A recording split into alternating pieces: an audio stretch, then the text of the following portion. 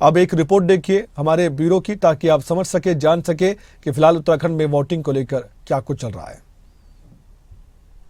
के लिए बड़ी संख्या में महिलाएं भी पहुंच रही हैं और लंबी लंबी कतारें बता रही हैं कि कितना उत्साह है। देखिए आप नज़ारा, महिला सशक्तिकरण की बात होती है तो बात करते हैं मुद्दों को लेकर। आप अपना वोट डाल करके आए हैं। हाँ जी जी वोट डाल के आए हैं। जी जी। अच्छा, कैसा रहा? आप सुबह से मन में था या ये था कि घर का काम निपटाएं पहले? नहीं, हमने घर का काम नहीं किया है, घर का काम जाके करेंगे, बिकॉज लाइन लंबी हो जाती है। पहले वोटिंग का है, उसके बाद। अच्छा, क्या क्या टॉपिक रहा आपके मन में, महिलाओं को लेकर या युवाओं को लेकर या दूसरे और कुछ इश्यूज को लेकर?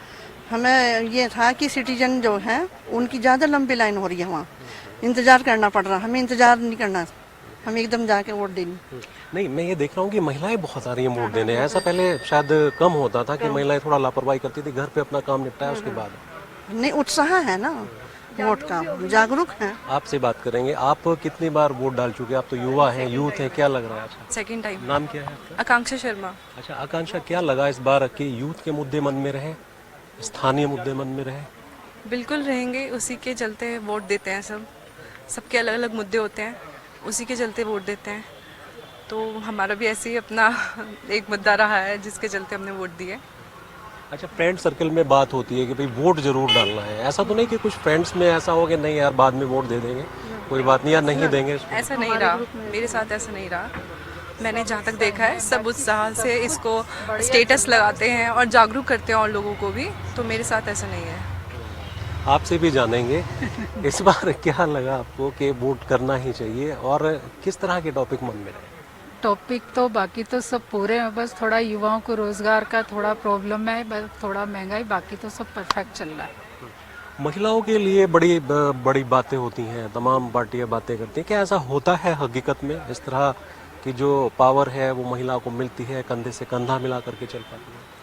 हाँ सर, ये महिलाएं ही जागरूक होती हैं, महिलाएं ही दूसरों को प्रोत्साहित करती हैं इस चीज़ के लिए कि वोट देनी है, पर रोजगार को लेकर पीछे हटते हैं थोड़ा। अच्छा, रोजगार को लेकर के आपने, जैसे कि आप तो युवा हैं, उम्मीद करते हैं कि सरकारें ऐसी हों जो युवाओं को रोजगार? बिल्कुल ऐसी उम्मीद हम सब करते हैं। बस वही प्रॉब्लम है थोड़ी सी ना। जिस तरह से सरकार ने इंक्लूसिव ग्रोथ की तरफ कदम उठाए हैं, मैं ऐसा चाहती हूँ कि उस तरफ थोड़ा एम्प्लॉयमेंट की तरफ भी थोड़ा, वहाँ पर थोड़ी कमी मुझे दिखी है और वो सबको दिखी आई गेस। तो उस तरफ मुझे लगता है कि अभी आने वाले समय पे भी काम होगा। तो देखिए, अलग अलग नजरिया है वोट डालने का और महिला बड़ी संख्या में वोट डालने के लिए पहुंच रही है। और कुछ युवाओं से हमारी बात हुई है, वो कहते हैं कि रोजगार सबसे बड़ा मुद्दा है। वो चाहते हैं कि सरकार ऐसी हो जो युवाओं को रोजगार दे। कैमरा सहयोगी मनु राजपूत के साथ मैं राव शफात अली, खबरें अभी तक दे रहा हूँ। तो आपने अभी सुना, ये वो महिलाएं थी जो वोट डालने के बाद बात कर रही थी, कितनी जागरूक हैं और कितना ज्यादा इन्होंने अपनी ओर से मुद्दों पर बात की है। बहुत समझदार वोटर आज का हो गया है। युवाओं ने कहा कि हमने अपने मुद्दों को ध्यान में रखते हुए आज वोट डाला है। इधर जो महिलाएं आई थी उन्होंने कहा कि घर का सारा काम हमने पीछे छोड़ा, हमारा जो आज का मुख्य काम है वो वोट डालना है। हम बार बार आपसे अपील कर रहे हैं, अपने मत का इस्तेमाल कीजिए, वोट डालिए। हमारे साथ केसी मलकानिया साहब भी जुड़े हुए हैं, उनसे भी हम चर्चा करते हैं। केसी मलकानिया साहब, आप हरियाणा की बात कर रहे थे, लेकिन मैं उत्तराखंड पर थोड़ा सा जोर देकर आपसे बातचीत करना चाहता हूं। मलकानिया साहब, ये बताइए मुझे, जिस तरीके से ये आज का मतदान है पहले चरण का, जो आपने वोटर्स के मन की बातों को भी सुना हमारे जरिए, और आपने बहुत ज्यादा चुनाव पहले भी देखे, मैं बार बार अपने एक्सपीरियंस से बता रहा हूं और आपका एक्सपीरियंस भी जानना चाहता हूं। इस इलेक्शन में आपको मुद्दों की बात करें तो कौन से मुद्दे ऐसे लगे जिस पर ज्यादा बात हुई, और मैं ये भी जानना चाहता हूं जिन मुद्दों पर बात होनी चाहिए थी क्या उन पर भी बात हुई है? जैसे कि आपने एक युवा को सुना, महिला को सुना, सेकंड टाइम वोटर को सुना, उन्होंने कहा कि रोजगार पर बात भी होनी चाहिए और थोड़ी सी कमी वहां पर दिखाई देती है कि रोजगार पर ज्यादा फोकस सरकार को करना चाहिए। आपको लगता है आज का जो जागरूक वोटर्स है वो जल्द से जल्द सरकार तक अपनी बात पहुंचाने की भी कोशिश करता है, चाहे वोट के जरिए या फिर कोई भी जरिया हो, चाहे हम भी एक जरिया हो? ये बिल्कुल सही है कि रोजगार की समस्या बहुत ज़्यादा है। युवा जो हैं वो बेरोजगारी का शिकार हो रहे हैं। जब इतने रोजगार युवा पढ़ लिख कर निकलते हैं तो उन्हें नौकरी नहीं मिलती। उत्तराखंड एक पहाड़ी राज्य है, यहाँ जो कृषि है वो भी, यहाँ खेत पहाड़ी नुमा होते हैं, सिंचाई के साधन नहीं होते हैं, और इसीलिए बहुत सारे युवा जो हैं वो नौकरी की तलाश में दूसरे प्रदेशों में जाते हैं, मैदानों में चल जाते हैं। ये अगर वहाँ इन्हें नौकरी के अवसर उपलब्ध हों, स्टार्टअप है, दूसरे हैं, परंतु उनका उपयोग कितना होता है, स्टार्टअप से कितना लाभ हुआ है, ये भी देखना है। अब जहाँ तक चुनाव की बात है, इस चुनाव में मुख्य बात ये है कि ये चुनाव जो राष्ट्रीय मुद्दों पर लड़ा जा रहा है, मोदी के नाम पर लड़ रहा है, परंतु दूसरी ओर जो है कोई ऐसा चेहरा नहीं है जिसके नाम पर चुनाव लड़ा जाए। तीसरी बार मोदी के नाम पर लड़ रहा है, तो जब तीसरी बार चुनाव लड़ते हैं तो उसमें कुछ ना कुछ कमियां रह जाती है, एंटी करंसी हो जाती है, परंतु सामने ये तो नज़र आना चाहिए कि इसका विकल्प कौन सा है। हमने देखा था कि दिल्ली में जो चुनाव हुए थे तो उसमें लोगों ने देखा कि हमने कांग्रेस को भी देख लिया, भाजपा को भी देख लिया, अब बीजेपी आपको देखते हैं, आपको 2 बार जिताया, तीसरी बार जिताया, पंजाब में भी जिताया, परंतु सामने ये नज़र आया कि उन्होंने मुद्दे ऐसे उठाए जिसमें फ्री बिजली, फ्री पानी और शिक्षा पे जोर दिया। हम शिक्षा दे रहे हैं, परिवार बुजुर्गों को तीर्थ यात्रा निकालने की कोशिश की, तीर्थ यात्रा कराने की घोषणा की। तो इसका जो अनुसरण है भाजपा में ने भी किया और दूसरी पार्टी में, जिससे मुफ्तखोरी की जो बात है बहुत ज़्यादा चल रही। अब भाजपा जो अब करीब 80 करोड़ लोगों को मुफ्त अनाज दे रही है। जहाँ तक मुफ्त बिजली और पानी की बात है तो हिमाचल में जब चुनाव होने थे उससे कुछ दिन पहले हिमाचल में भी कुछ यूनिट मुफ्त बिजली दी गई, घरों में नल वगैरह लगाए गए और कई घोषणा की गई। और दूसरी ओर कांग्रेस ने जो है वो गोबर को खरीदने की बात की, महिला को 1500 रुपये देने की बात की। तो ये जो मुफ्तखोरी की बात चल रही है ये बहुत ज़्यादा निंदनीय है। मुफ्तखोरी से हमें आपकी बात है, उससे मैं जो समझ पा रहा हूँ, आपने मुद्दों की बात की, मुफ्तखोरी की बात की, ठीक है, लेकिन आपने एक बात पर 2 बार फोकस किया है, मैं उस पर एक बार फिर से जिक्र करूंगा। आपने कहा कि चेहरा, इधर पीएम मोदी का चेहरा है, नरेंद्र मोदी का चेहरा है एनडीए के पास, बीजेपी के पास। आपने उधर कहा कि आईएनडीए गठबंधन के पास कोई चेहरा नहीं है बताने के लिए कि अगर कल को इनकी सरकार बनती कौन प्रधानमंत्री होगा। आपको लगता है कि वाकई में एक वोटर, देश का वोटर, हर राज्य में जहां जहां इलेक्शन हो रहे हैं अलग अलग चरणों में, वो ये सोचता है कि जो चेहरा है वो देखकर मैं वोट दूंगा, राष्ट्रीय स्तर पर कौन प्रधानमंत्री बन सकता है उसको देखकर मैं वोट दूंगा, या अपने उम्मीदवार को वो देखता है कि मेरा तो ये सांसद बनेगा उम्मीदवार, मुझे तो इससे फर्क पड़ता है, मुझे कोई मतलब नहीं पीएम कोई मर्जी बने। राष्ट्रीय स्तर पर जो लोकसभा का चुनाव होता है उसमें जो है राष्ट्रीय मुद्दे देखे जाते हैं कि देश को प्रगति की कौन ले जा सकता है, विदेशों में राष्ट्र विश्व स्तर पर किसकी ख्याति है और किसने देश के लिए काम किया है। जैसे 370 के हटाने की बात है या एक चुनाव की बात हो रही है, ऐसे कई मुद्दे हैं जिन पे लोग जो हैं वो चाहते हैं कि उस प्रकार। दूसरे लोगों का ये भी होता है कि वो अस्थिर सरकार नहीं चाहते। उन्होंने देख लिया कि पीछे कुछ सालों में अस्थिर सरकार रहे, चाहे देवगौड़ा आया, चाहे दूसरे कई नेता आए, बदलते रहे, तो उससे जो प्रगति रुक जाती है। तो लोग चाहते हैं कि केंद्र में एक ऐसी स्थायी सरकार हो जो देश को सही दिशा दे सके, सही दिशा में ले सके और विश्व में जो है देश का नाम हो। जैसे अब मोदी जी ने कहा कि विश्व की तीसरी शक्ति है, 5वीं शक्ति बन रही है, तीसरी शक्ति बनाने की बात की है। जैसे कोरोना में कोरोना की दवाई स्वयं पैदा करने की बात की है, देशों को दवाई सप्लाई करने की बात हुई है। आयुष्मान योजना के तहत मैंने देखा है, अस्पतालों में देखा है, जब हमने पीजीआई में देखा तो वहाँ डॉक्टर पहले पूछते हैं आपका आयुष्मान कार्ड है, अगर नहीं है तो वो गाइड करते हैं कि आयुष्मान कार्ड बनाओ और उसके साथ आपको मुफ्त दवाई मिलेगी। तो ऐसा जो है आयुष्मान जो लोगों को जो स्वास्थ्य और शिक्षा जो बहुत ज़रूरी है। मेरा ख्याल तो यह है कि आप दूसरी चीज़ें मुफ्त देने के बजाय शिक्षा और स्वास्थ्य मुफ्त दें और जो व्यक्ति का निधन हो जाता है उसके बाद उसका जो दाह संस्कार का अगर मुफ्त का कम से कम हो जाए तो बड़ा अच्छा है, क्योंकि बहुत से गरीब आदमी हैं वो दाह संस्कार के भी पैसे नहीं जुटा सकते। स्वास्थ्य की बात अच्छी है, शिक्षा की बात अच्छी है, इसके साथ रोजगारी बहुत ज़रूरी है। महंगाई को दूर करना बहुत जरूरी है, परंतु इसके लिए केंद्र में एक स्थायी सरकार होना जरूरी है। जो भाजपा है नित नए प्रयोग करती हैं, अपने पुराने उम्मीदवारों को बदलकर नए उम्मीदवारों को मैदान में उतारती है, पर कई बार उल्टा पड़ जाता है। हिमाचल में नए उम्मीदवार उतारे गए थे और 21 विद्रोही उम्मीदवार मैदान में आए थे, जिसके कारण 1% से भी कम वोटों के अंतर से भाजपा सरकार जो है तो रह गई थी और कांग्रेस सत्ता में आई थी।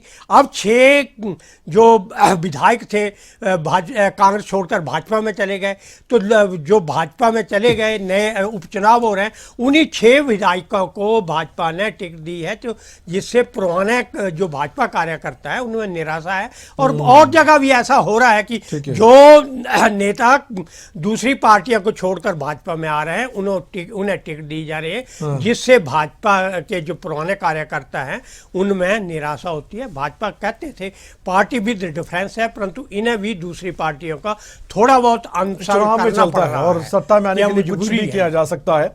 ये सब जायज माना जाता है। कहते हैं कि प्यार में और जंग में सब जायज है। मुझे लगता है कि एक बात और ऐड करनी चाहिए, चुनाव के दौरान सत्ता में आने के लिए भी सब जायज है, और ये सभी पार्टियां करती हैं। बेशक एक दूसरे पर सियासी वार पलटवार करते हुए कुछ भी कहा जाए कि वहां पर उन्होंने आपको इस नेता को लेना था पार्टी में, ये दागदार था, उस पार्टी में जाकर फिर उस पर कोई वार भी नहीं होता है, वही नेता उसकी तारीफ करते हैं। ये सब कुछ हमने केसी मलकानिया साहब देखा। राजस्थान की बात करूंगा, आपके पास मैं आऊंगा। राजस्थान के रण पर एक नजर डाल लेते हैं मलकानिया साहब, आप भी देखें जरूर कि किस तरह से अलग अलग उम्मीदवार चुनावी मैदान में ताल ठोक रहे हैं और किस पार्टी से कौन सा उम्मीदवार है उस पर एक नजर डालते हैं। हम राजस्थान की बात करें, राजस्थान की कई सीटों पर आज चुनाव है। बीकानेर की बात करें तो हॉट सीट मानी गई अर्जुना मेघवाल है, इधर कांग्रेस की तरफ से गोविंद राम मेघवाल है। और इसके अलावा अगली सीट की मैं बात करूं तो इस सीट पर भी नजर डालिए, ये भी काफी अच्छी सीट है, बढ़िया सीट है चुनाव के लिहाज से। अलवर, यहां पर केंद्रीय मंत्री भूपेंद्र यादव हैं, एक तरफ ललित यादव हैं, एक युवा चेहरा है, और इधर भूपेंद्र यादव हैं। और वहीं अगर बात करें चूरू की, चूरू लोकसभा सीट पर भी बहुत दिलचस्प मुकाबला है। यहाँ पर देवेंद्र जाजड़िया हैं, एक तरफ राहुल कसवा। राहुल कसवा को अगर आप देखें तो अच्छा पॉलिटिकल एक्सपीरियंस, लेकिन बीजेपी से रुष्ट हुए थे, नाराज हुए थे।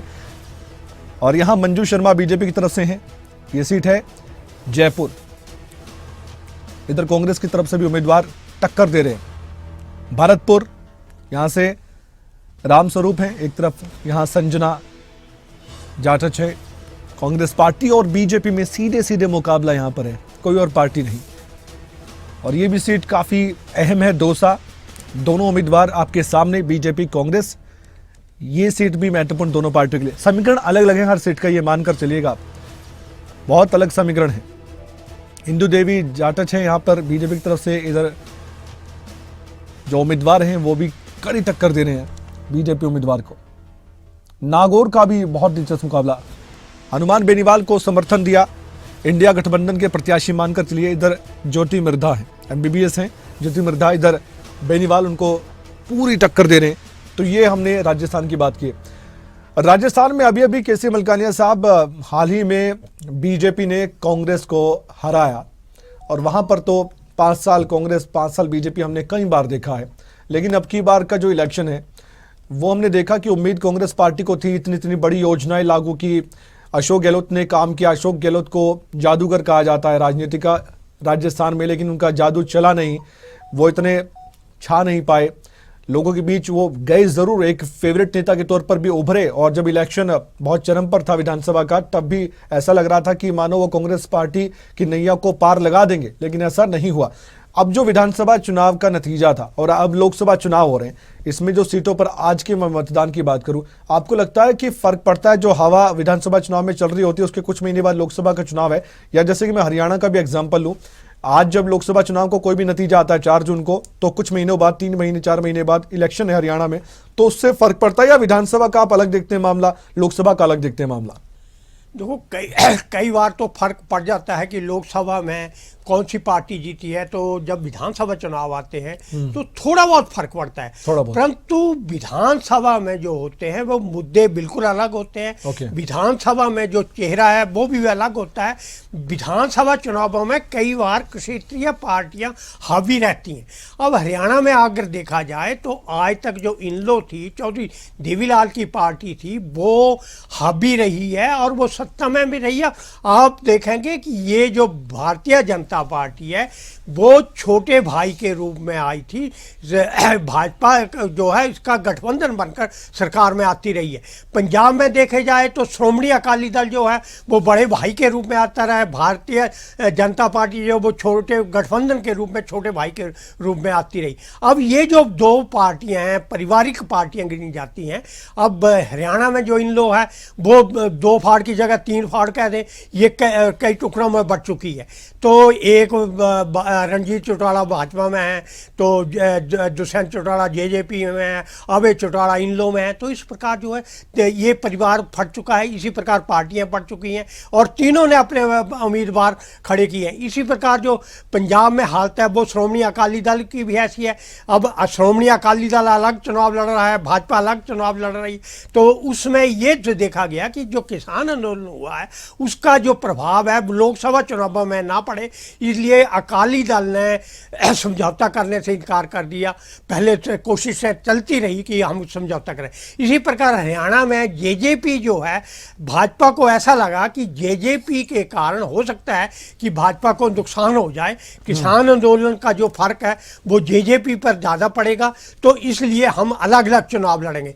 हो सकता है चुनावों के बाद कुछ समीक्षा हो जाए, परंतु इसमें दोनों पार्टियां अलग अलग चुनाव लड़ रही हैं। तो जेजेपी जो है, जो क्षेत्रीय पार्टियां हैं, कई बार जीतने के लिए नहीं परंतु वोट काटने के लिए चुनाव में उतरती हैं। पहले ऐसा था कि चुनाव में जैसे हरियाणा जनहित पार्टी रही, बंसीलाल जी की हरियाणा विकास पार्टी रही, तो ऐसी पार्टियां बनती रही, परंतु इन लोगों के सिवा कोई पार्टी इतनी बड़ी नहीं रही। हरियाणा विकास पार्टी भी सत्ता में रही है, उसके साथ भी भाजपा सहयोगी पार्टी के रूप में रही है। परंतु जो राष्ट्रीय पार्टी हैं उनका अहम भूमिका होती है इन चुनावों में, परंतु क्षेत्रीय चुनाव पार्टियां जो है विधानसभा चुनावों में अहम भूमिका निभाती है, क्योंकि लोगों को पता है कि राष्ट्रीय स्तर पर ये सरकार में नहीं जा सकती, ये सरकार नहीं बना सकती, इसलिए राष्ट्रीय मुद्दों पर राष्ट्रीय पार्टियों को वोट दिया जाता है। जबकि विधानसभा चुनावों में जो है उम्मीदवार भी देखा जाता है, क्षेत्रीय पार्टियां भी देखी जाती हैं और साथ में राष्ट्रीय पार्टियां भी देखी जा सकती हैं। राजस्थान की अगर बात की जाए, कैसे मलकानिया साहब, यहाँ पर जो डगर है किस तरह से आसान या मुश्किल है? मैं एक पार्टी का किसी का नाम नहीं ले रहा, लेकिन उम्मीदवारों की बात कर रहा हूँ और पार्टियों की बात कर रहा हूँ। क्या मुश्किलात है और क्या आसानी है? देखो, राजस्थान जो है वो हरियाणा के साथ लगता हुआ प्रदेश है, परंतु हरियाणा राजस्थान में भी जो मुद्दे हैं वो राष्ट्रीय मुद्दे ही रहेंगे। और जो भाजपा को अनुशासित पार्टी कहा जाता है, और देखा आपने कई जो पीछे बैठे हुए थे उनको मुख्यमंत्री बना दिया, मुख्यमंत्री की कई बार टिकटें काट दी, मंत्रियों की टिकटें काट दी गई, सिटिंग एमपी की टिकटें काटी गई, फिर कई बार केंद्रीय मंत्रियों को भी उतारा गया। तो इस प्रकार जो है वो भाजपा की जो स्थिति है कुछ थोड़ी मजबूत कही जा सकती है, परंतु कांग्रेस और अब की बार तो एक्सपेरिमेंट भी बीजेपी कर रही है। जो राज्यसभा चुनाव जीतकर राज्यसभा पहुंचते थे, अब लोकसभा चुनाव लड़ रहे भूपेंद्र यादव बड़ा नाम है। नहीं, ये तो बहुत जरूरी है ना, ये देखना पड़ेगा कि लोकसभा में कई उम्मीदवार ऐसे होंगे जो जिनको उतारा गया, कई मंत्रियों को उतारा जाता है, कई बार जो राज्य सरकार के मंत्री हैं उनको भी चुनाव मैदान में उतारा जाता है। तो हरियाणा में भी ऐसा हुआ है। और भारतीय जनता पार्टी का जहाँ तक सवाल है, ये नहीं कि भारतीय जनता पार्टी के में ही लोग छोड़कर आए हैं। हरियाणा में आपने देखा चौधरी बरिंदर सिंह, उनके बेटे विजेंद्र सिंह छोड़कर आ गए हैं। कंवर जो तंवर से आप पार्टी से भाजपा में आ गए हैं। नवीन जिंदल जो वो कांग्रेस छोड़ के इसमें भाजपा में आ गए हैं। तो इनको टिकट देने की बात चले, नवीन जिंदल को टिकट मिल गया है, तंवर को मिल गया। अब जो भाजपा से कांग्रेस में गए हैं उनके नामों की चर्चा चल रही है कि वरिंदर जी को टिकट मिलता है, विजेंद्र उनके बेटे को मिलता है, राव वरिंदर सिंह या उनको यादव के नाम की चर्चा चल रही है। तो इस प्रकार जब पार्टी छोड़ के आते हैं तो उनको पहले लगता है कि हमें अपनी पार्टी है। में टिकट नहीं मिलेगा, दूसरी पार्टी में जाएंगे तो टिकट मिल जाएगा, इसी आस से जाते हैं, जिससे पुराने कार्यकर्ताओं में थोड़ी सी निराशा होती है। अच्छा। तो इसलिए चाहिए कि पुराने और कार्यकर्ताओं केसी मलकानी साहब, एक बात और अहम है, बीजेपी और कांग्रेस दोनों की मैं बात कर रहा हूं। 2019 की रणनीति आपने देखी लोकसभा चुनाव की, और 2024 की तुलना भी अगर आप अभी तक करें, क्योंकि अभी तो बहुत कुछ देखना बाकी है, ये तो पहला चरण है, इसके बाद और आगे बढ़ेगा चुनाव, और माहौल इस तरफ होगा उस तरफ होगा, ये तो देखने वाली बात। लेकिन कुछ तो रणनीति साफ हुई है ना 24 के चुनाव को लेकर। 19 की रणनीति और 24 की रणनीति, इसमें कितना फर्क आप देखते हैं बीजेपी का? क्योंकि 19 में मुझे याद है, अगर मैं इसमें कुछ खुद ही जवाब में ऐड करूं, तो राष्ट्रवाद के मुद्दे पर बीजेपी सत्ता में आई थी, ऐसा लग रहा था, राष्ट्रवाद का मुद्दा बहुत छाया हुआ था। अब यहां पर राम मंदिर का मुद्दा है, धारा 370 का मुद्दा है, और भी कई मुद्दे हैं जो राष्ट्रवाद के तो हैं ही हैं, लेकिन साथ ही आप जानते हैं जब जाति की बात होती है, धर्म की बात होती है, इसकी एंट्री भी कई बार इलेक्शन में हो जाती है। कितनी अलग रणनीति लगती है बीजेपी की भी, और कांग्रेस की भी मैं बात करूंगा। यहां पर कांग्रेस हमेशा कहती है हम बुनियादी मुद्दों पर बात करते हैं, जाति धर्म पर बात नहीं करते। देखो, जहाँ तक भारतीय जनता पार्टी का प्रश्न है, तो भारतीय जनता पार्टी जो वो राष्ट्रीय मुद्दों पर चुनाव लड़ रही है, परंतु ज़्यादातर जो है मोदी जी के चेहरे पर चुनाव लड़ा जा रहा है। कई बार ऐसा देखा जाता है कि जो कमज़ोर उम्मीदवार भी है भारतीय जनता पार्टी का, वो मोदी के नाम पे चुनाव जीत जाता है। और इस प्रकार इस बार जो है वो राम मंदिर का जो निर्माण हुआ है, उसकी प्राण प्रतिष्ठा हुई है, उसका भी प्रभाव लोगों पर है। धारा 370 जम्मू कश्मीर में हटाई है, जम्मू कश्मीर के में कई योजना लाई गई हैं, वहाँ खुशहाली की बात की जा देती है, वहाँ स्वतंत्रता दिवस हुआ है, तो और दूसरे भी कार्यक्रम खुलेआम हो रहे हैं, जिसके कारण ऐसा लगता है कि जम्मू कश्मीर में धीरे धीरे कानून व्यवस्था जो में सुधार हो रहा है, हत्याएं भी हो रही हैं, परंतु पहले से जम्मू कश्मीर का वोटर अलग है, अगर यहाँ हरियाणा का वोटर है, राजस्थान का वोटर है, उत्तराखंड का है, वो जम्मू कश्मीर की बातों को देखकर वोट देगा या अपने स्थानीय मुद्दों को देखकर वोट देगा? देखो, लोकसभा चुनावों में राष्ट्रीय मुद्दे तो अवश्य देखे जाते हैं, और जम्मू कश्मीर में जो धारा 370 हटाई है, और वो एक किस्म का देश में उसका विलय असली तौर पर अभी माना जा सकता है, क्योंकि पहले तो उनका झंडा अलग था, निशान अलग था, विधान अलग था। तो अब जो असली मुद्दा तो अभी है कि वो भारत का पार्ट माना गया है, अब केंद्र शासित प्रदेश है, अब शीघ्र ही वो पूर्ण राज्य का दर्जा मिलेगा। केसी मलकानिया साहब, एक समय था कांग्रेस पार्टी का, आज बहुत ज्यादा बुरे दौर से गुजर रही है कांग्रेस पार्टी। इंदिरा गांधी का जो समय था, आप कंपैरिजन कर सकते हैं नरेंद्र मोदी से उस टाइम को, जब पाकिस्तान से युद्ध हुआ था, जीत मिली थी, बांग्लादेश अलग एक देश बनाना पड़ा था, उससे कंपैरिजन कर सकते हैं? हालांकि युद्ध की बात नहीं कर रहा हूं मैं, सिर्फ लीडरशिप की बात कर रहा हूं मैं। देखो, इंदिरा गांधी का जो अपना नेतृत्व था, या क्योंकि राष्ट्रवाद के मुद्दे उस समय बहुत छाए रहते थे। बिल्कुल, जो अटल बिहारी वाजपेयी जी थे, उन्होंने लोकसभा में उन्हें दुर्गा कहकर पुकारा था। जब उन्होंने जो बांग्लादेश पर विजय प्राप्त की थी, उसके बाद शिमला समझौता हुआ था, वहाँ पर लेने देने की बात भी हुई थी, और भुट्टो जी आए थे, उनकी बेटी भी साथ में आई थी, वहाँ शिमला समझौता हुआ था। तो उसमें ये बात चली थी कि इतने कैदियों को आप वापस कर रहे हैं, तो इसके साथ आप जम्मू कश्मीर जो है, कश्मीर जो पाक ऑक्युपाइड कश्मीर है, उसको लेने की बात कर सकते हैं। परंतु उसके बाद ये अवश्य हुआ था कि इंदिरा गांधी का जो व्यक्तित्व है वो निखरा था। अच्छा। और इंदिरा गांधी का जो कार्य प्रणाली थी वो भी बढ़िया थी, परंतु मोदी और इंदिरा गांधी जो अलग अलग शख्सियतें हैं, दोनों जो हैं उनका अपना वे ऑफ वर्किंग अलग अलग है। परंतु लोकप्रियता के मामले में हम कह सकते हैं कि जितनी लोकप्रियता बांग्लादेश बनने के बाद इंदिरा गांधी को मिली थी, शायद उतनी ही लोकप्रियता इसमें मोदी जी की है। मोदी जी का बात यह है कि ईमानदारी मानी जाती है, उनका कोई परिवार नहीं है, उन्होंने सेल्फलेस जो है देश की सेवा की है, वो पहाड़ों में भी रहे हैं, वहाँ पूजा यातना भी की है, और जो लोगों के उनके एक ये है कि छोटे से छोटे कार्यकर्ता को उठाकर मुख्यमंत्री बना देते हैं, जिससे छोटा से छोटा कार्यकर्ता भी ये चौंकाने वाले फैसले लोगों को प्रभावित करते हैं। बिल्कुल, जो उनके निर्णय हैं वो सुर्खियों में तो रहते ही हैं, लेकिन एक नया उदाहरण आता है सामने जो लोगों ने सोचा ना हो। और लोग कभी अब ये नहीं सोच पा रहे थे कि 370 भी कभी हट जाएगी। राम मंदिर के निर्माण का मुद्दा लोगों की भावनाओं से जुड़ा है, उस मुद्दे को उन्होंने हल करने का प्रयास किया। तो ये मुद्दे आप कह रहे हैं कि ज़्यादा बड़े हो जाते हैं, लेकिन हाँ, जो विपक्ष है उसकी तरफ से भी कई बातें ऐसी हैं जो सवाल उठाती हैं कार्यप्रणाली बीजेपी की जिस तरह से है।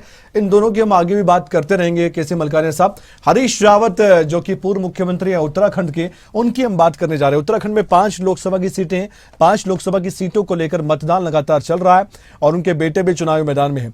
हरीश रावत ने खबरें अभी तक से खास बातचीत की है। उन्होंने इस खास बातचीत में क्या कुछ कहा है वो हम आपको बताने जा रहे हैं। हरिद्वार लोकसभा सीट से पूर्व मुख्यमंत्री हरीश रावत के बेटे वीरेंद्र रावत कांग्रेस से प्रत्याशी हैं और हरीश रावत ने अपने वोट को डालने के बाद निर्वाचन की कार्यशैली पर भी सवाल खड़े किए। इस मुद्दे पर पूर्व मुख्यमंत्री हरीश रावत से बात की हमारे ब्यूरो हेड राव शफात अली ने।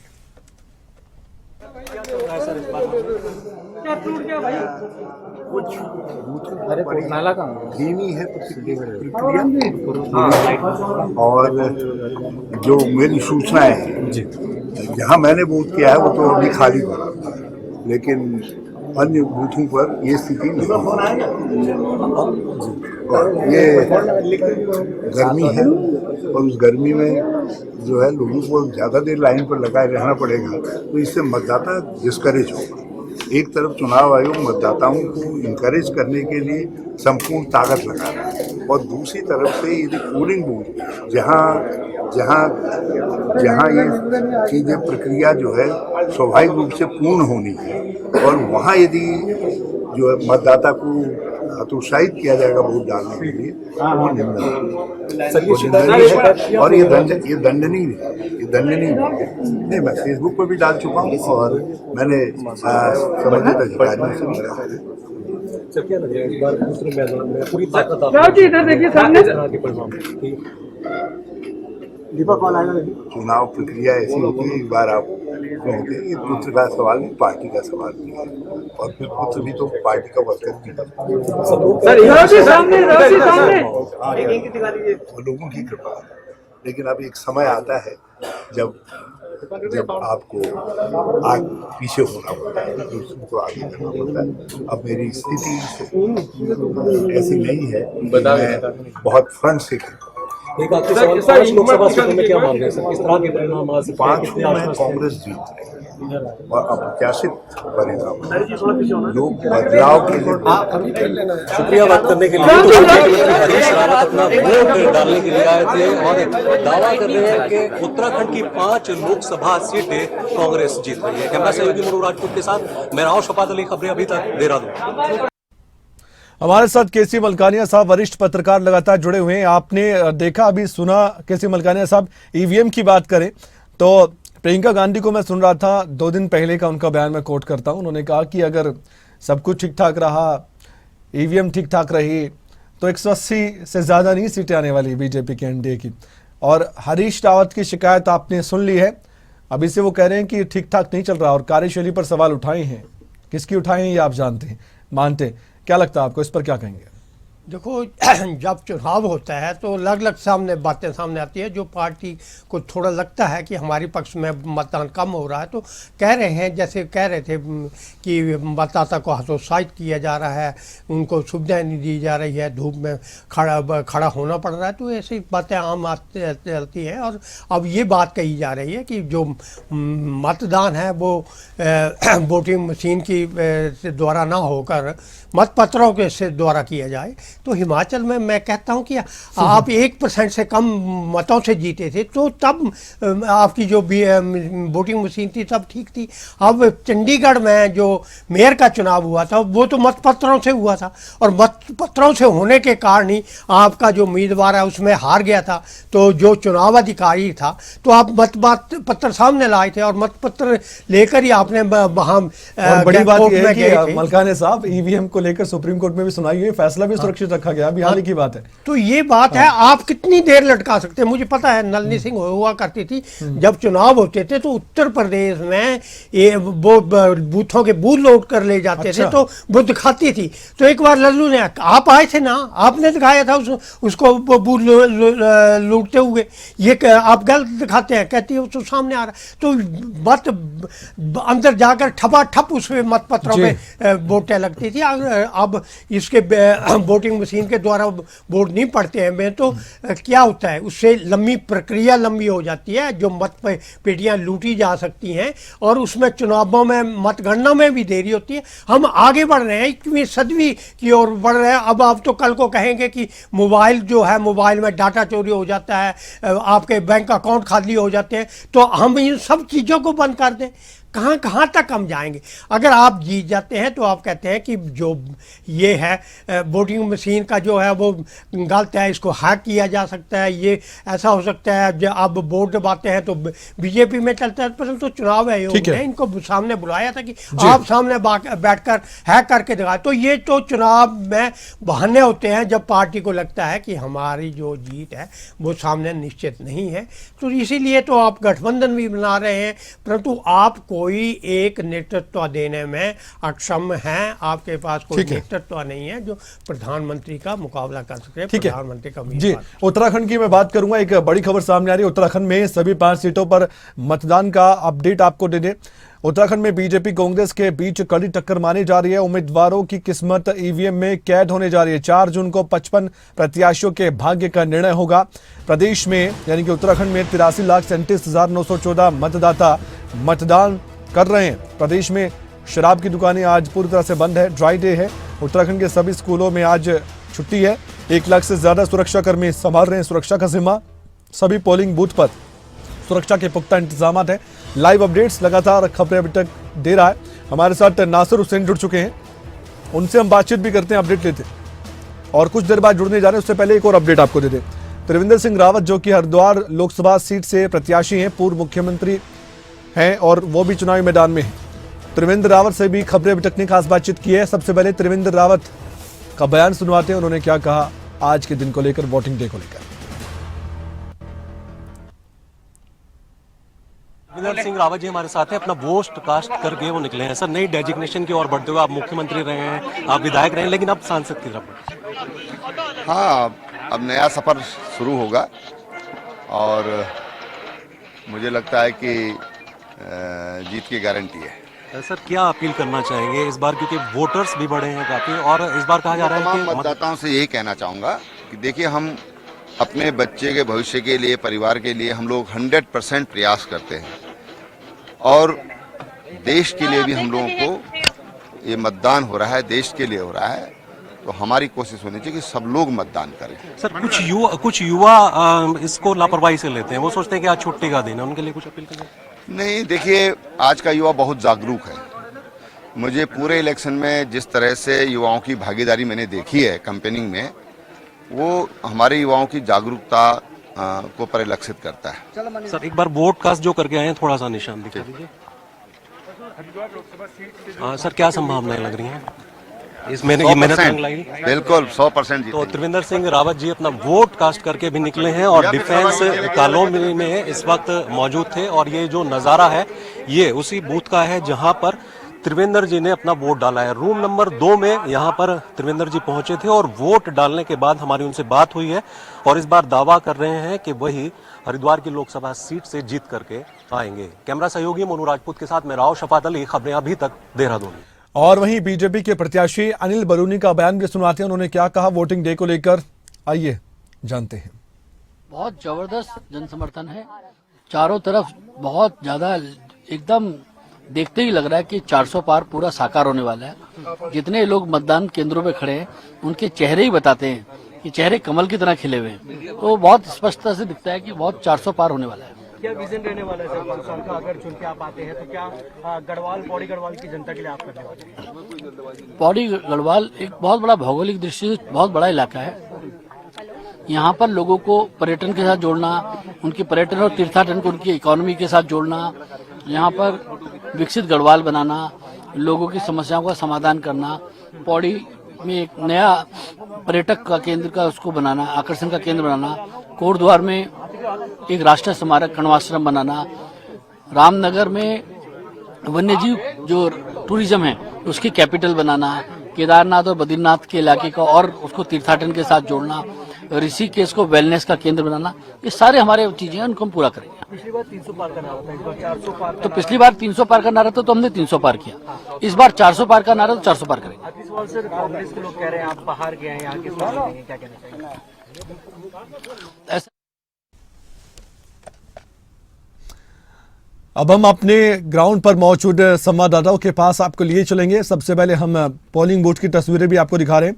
बड़े बड़े दिग्गज नेताओं ने क्या कहा वो भी हमने सुनवाया आपको।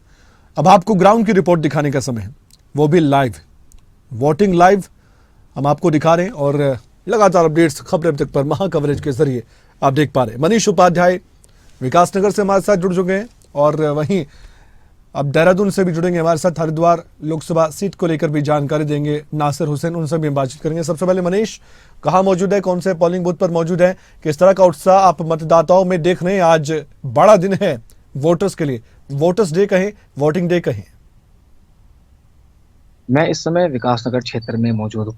मतदाताओं की बात की जाए, यहाँ पर अगर वोट की बात की जाए, सभाएं हैं, हमारी 3 विधानसभाएं हैं। विधानसभा 25 यहाँ पर मतदान होता है। वहीं विकासनगर में 31%, विधानसभा में 5% अभी तक मतदान हुआ है। मनीष, मतदाताओं में कितना उत्साह आप देखते हैं, कितना जोश है? और जो उम्मीद थी कि वोटिंग परसेंटेज बढ़ेगा और अभी लगभग 12:15 बजने को है, 11 बजे तक का अपडेट सामने आ चुका है और कुछ देर बाद और अपडेट आएगा, तो जो उम्मीद की जा रही थी चुनाव आयोग की तरफ से उसी मुताबिक क्या वोटिंग परसेंटेज है या आप कम देखते हैं अभी कि कम वोटिंग परसेंटेज है अभी तक का? नहीं, अभी तक का जो आंकड़ा है वो सही चल रहा है। और अगर बात की जाए जनता की, तो जनता जो है सुबह से ही 7 बजे से अपना काम छोड़ करके जो महिलाएं भी हैं वो भी सामने आ रही हैं। मतदाता जो है वो पूर्ण रूप से जो है अपना वोट का जो है उपयोग करते हुए यहाँ पर दिखाई दे रहे हैं। लेकिन अभी हाल ही में एक मामला सामने आया है विकासनगर में, जहाँ जनता में आक्रोश दिखाई दिया है, क्योंकि वहाँ पर जो है जनता का कहना है यहाँ पर पानी की व्यवस्थाएं और जो है धूप के बचाव के लिए कोई ऐसी व्यवस्था नहीं की गई है, या चेयर के लिए कोई व्यवस्था नहीं की गई है बैठने के लिए, जिसमें उन्होंने अभी एसडीएम विनोद कुमार विकासनगर का घेराव भी किया था। जिसके बाद पूर्व जिला महामंत्री भाजपा के जो है उन्होंने जिला अधिकारी से भी शिकायत भी की है इस बारे में। मनीष, एक सवाल और, आपने अभी कहा कि कुछ जगह पर लोगों ने शिकायतें की हैं सुविधाओं को लेकर, लेकिन ये भी जानना चाहते हैं क्या शांतिपूर्ण तरीके से वैसे तो मतदान चल रहा होगा, कहीं कहीं पर ईवीएम मशीन की खराबी हो या ऐसी कोई खबर सामने आई हो जहां पर दिक्कत परेशानी हो? 3 जो विधानसभा है, ये वाली जो चक्राता, सहसपुर और विकासनगर, इसमें अभी ईवीएम से संबंधित कोई भी ऐसी सूचना सामने नहीं आई है। सिर्फ जनता जो है वो शांतिपूर्ण तरीके से इस समय अपना मतदान करते हुए नजर आ रही है। मनीष, बहुत बहुत धन्यवाद, आपसे हम जुड़ते रहेंगे, जानकारी हासिल करते रहेंगे और आपने विकासनगर से जानकारी दी, आपका बहुत बहुत धन्यवाद। नासिर भी जुड़े हमारे साथ। नासिर, मेरी आवाज आप तक पहुंच पा रही है? जी नासिर, कौन से पोलिंग बूथ पर मौजूद है, कौन सी जगह पर मौजूद है, क्या अपडेट है वोटिंग को लेकर?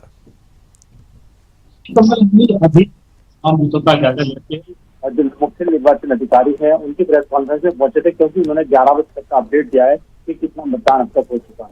अब पूरे राज्य में करीब 24.83% मतदान हो चुका है। वहीं अगर हम अलग अलग लोकसभा सीटों की बात करें तो नैनीताल में अब तक 26.46%, हरिद्वार में 26.47%, अल्मोड़ा में 22.21%, पौड़ी गढ़वाल में 24.43% और टीजी गढ़वाल में 23.23% मतदान अब तक हो चुका है। यानी 11 बजे का ये अपडेट है।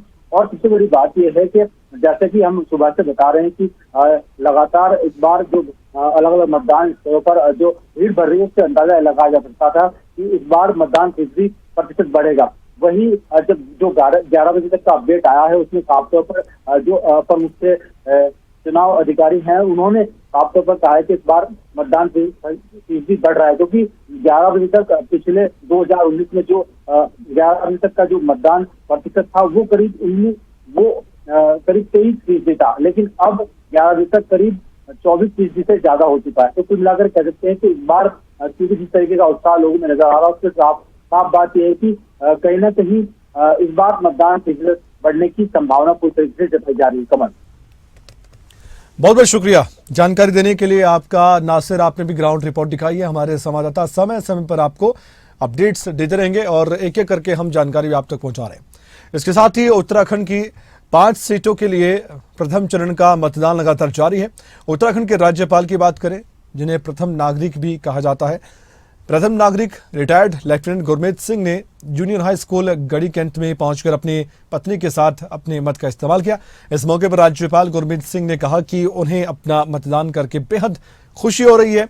उन्होंने इस मौके पर सभी देशवासियों और प्रदेशवासियों से अपील भी की है कि सभी लोग अच्छी सरकार और मजबूत सरकार बनाने के लिए बढ़ चढ़कर लोकतंत्र के इस महापर्व में हिस्सा ले और अपना मतदान करे, क्योंकि मतदान सबसे बड़ा दान है जो आपको और देश को मजबूत बनाता है। तस्वीरें हम आपको दिखा रहे हैं। सेल्फी पॉइंट भी बनाया गया यहां पर।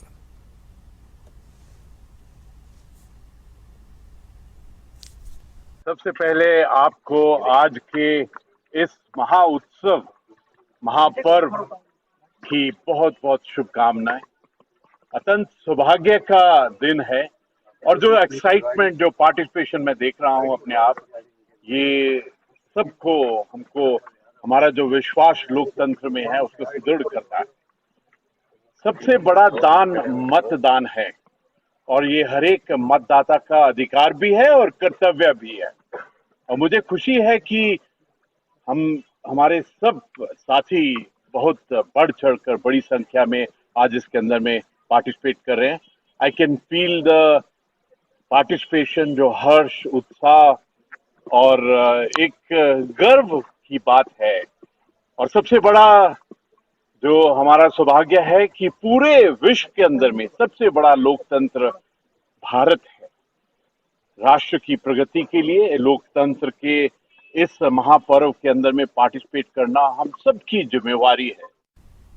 हमारे साथ हमारे मेहमान जुड़े हुए हैं, वरिष्ठ पत्रकार केसी मलकानी साहब। केसी मलकानी साहब, इस चर्चा के अंत में आपसे मैं संक्षेप में जानना चाहता हूं, इस बार के पहले चरण के मतदान को लेकर आप अपनी ओर से क्या कहना चाहते हैं?